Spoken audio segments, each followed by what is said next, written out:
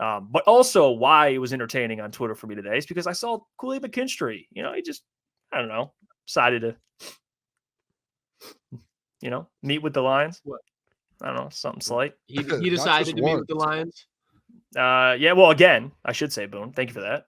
Once again, and this is somebody that I'm a fan of.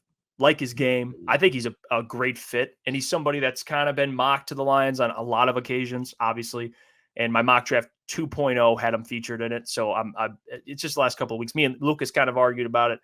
I know how you feel about it, Lucas, but we don't have to argue today necessarily.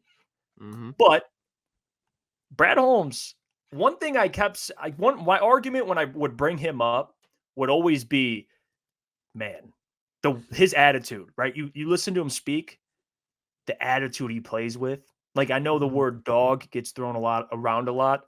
Yeah. He is a dog. He's a competitor. He loves the game. He started, again, I'm going to say it again, freshman in Saban's defense. Like, that speaks to his football IQ.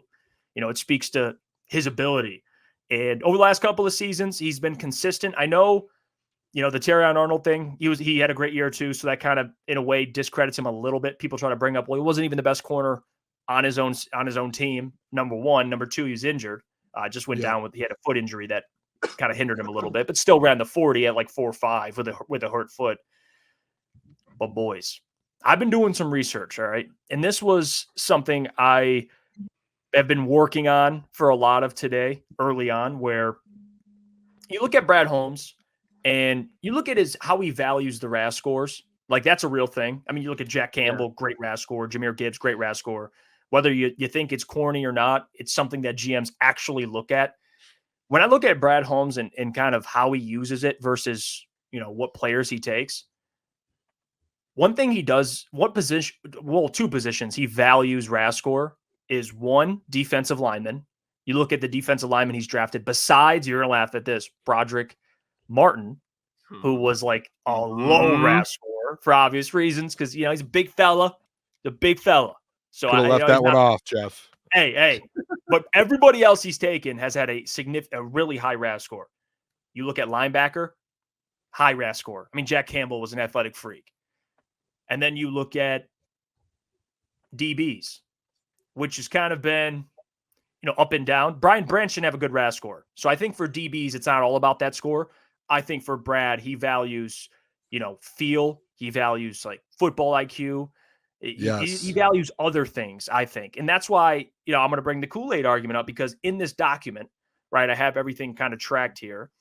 Kool-Aid McKinstry, his RAS score was 7.5. So 7.5. The max is 10. And just to give you a kind of a comparison here, Brian Branch, his RAS score was 5.27.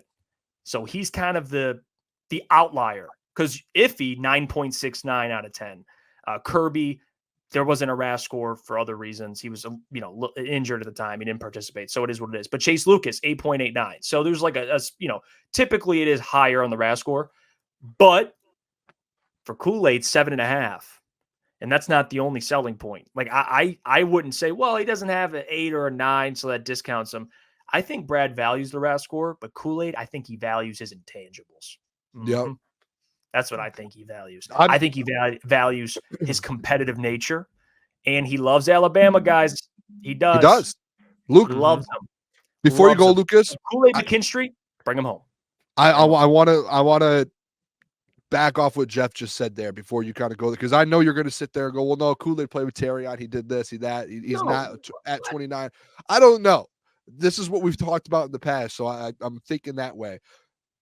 A guy like Kool-Aid coming from Alabama, there's just so many different things, like when it comes to communicating, when it comes to your football IQ, when it comes to just being on the field with other high-level players, that you're already used to playing at that NFL level, to where, like, you saw Brian Branch. Again, Brad Holmes came out and said he wasn't expecting Brian Branch to play this year or get the snaps that he did, but he beat out C.J. Gardner-Johnson. Even though he got hurt before the season, they had to move C.J. Gardner-Johnson because Brian Branch did what he did.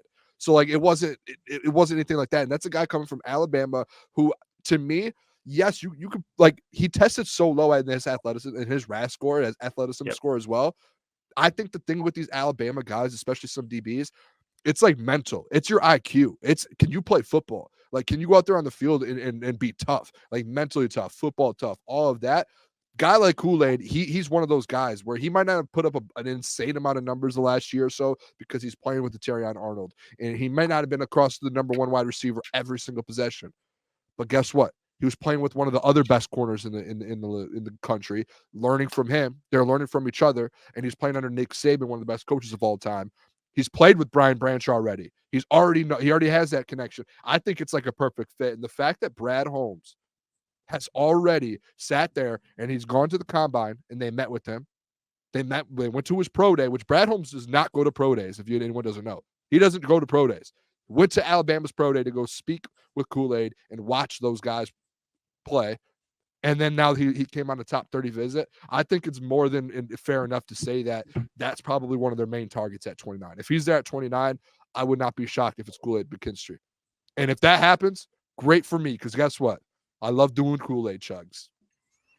Yeah, I mean, you fellas are acting like I absolutely hate Kool-Aid. It's not that I hate Kool-Aid. It's not that I'm anti-Kool-Aid. It's just I'm very pro wide receiver at 29 just because I think with the draft and the value in it, I think that's what pans out better.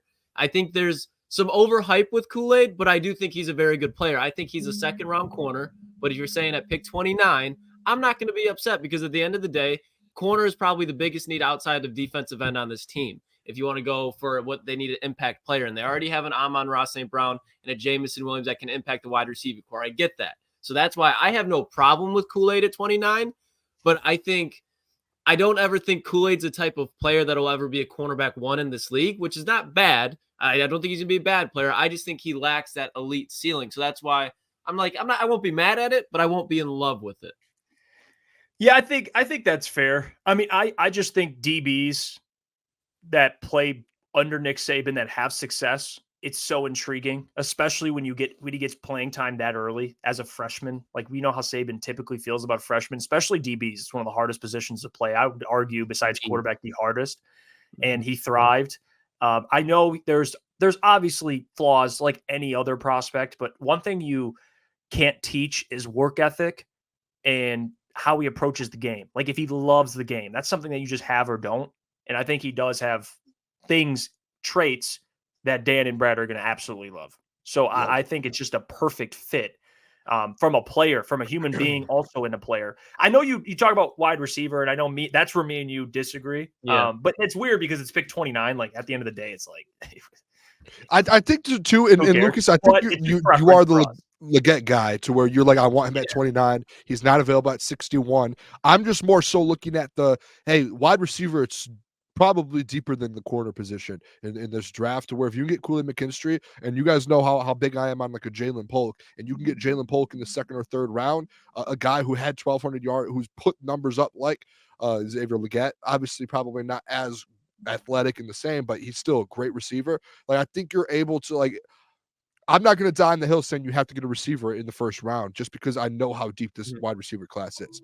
If there's a corner that's that good, like Kool-Aid McKinstry, who you think can help this defense out and have that chemistry, like, I'm in on that in the 1st round. I'm okay with that.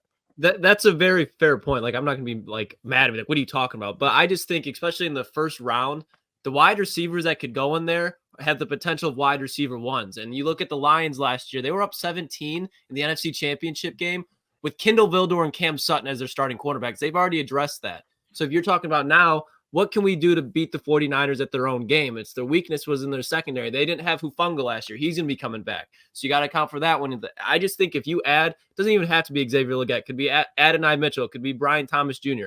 Any of those likes. But those guys are a different level from the Brendan Rices, from the Ricky Pearsalls. When you talk about Kool-Aid McKinstry, he could go in the 1st round, but I don't think he's that far off of TJ Tampa, Max Melton, and those guys that are in the 2nd round. That does not make them bad players. I just think, like I said, the value and getting the best player available, I think, is receiver at 29.